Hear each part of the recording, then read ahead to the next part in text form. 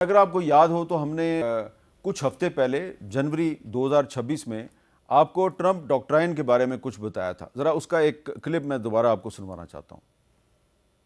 National security strategy of the United States of America. اور اس document میں Donald Trump کا جو ڈاکٹرائن ہے، یعنی کہ ان کی فیوچر اسٹریٹجی جو ہے وہ چھپی ہوئی ہے. اس کے جو چیدہ چیدہ نکات ہیں وہ یہ ہیں کہ دنیا میں توانائی، تیل، کوئلہ اور جواہرات کے وسائل پر غلبہ امریکن اسٹریٹجک ترجیح ہے. ہم ایسی صورتحال کو روکنا چاہتے ہیں جس سے امریکہ یا اس کی معیشت کو نقصان پہنچنے کا خدشہ ہو. امریکہ دنیا کو ایسا کرۂ بنانا چاہتا ہے جہاں کسی کی مداخلت نہ ہو.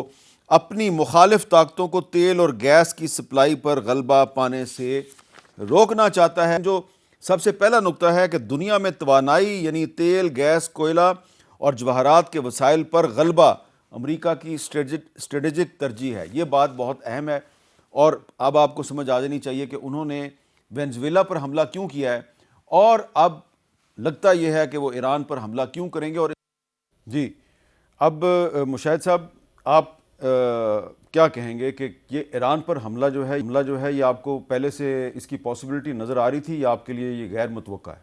میرے خیال میں اس ٹائم میں مجھے غیر متوقع تھا، حالانکہ تیاری کر رہے تھے. میرا خیال تھا کہ یہ ٹرمپ یہ حماقت نہیں کرے گا کیونکہ اس جنگ میں وہ ایران از ناٹ وینیزویلا اور ایران صدام حسین کا عراق نہیں ہے.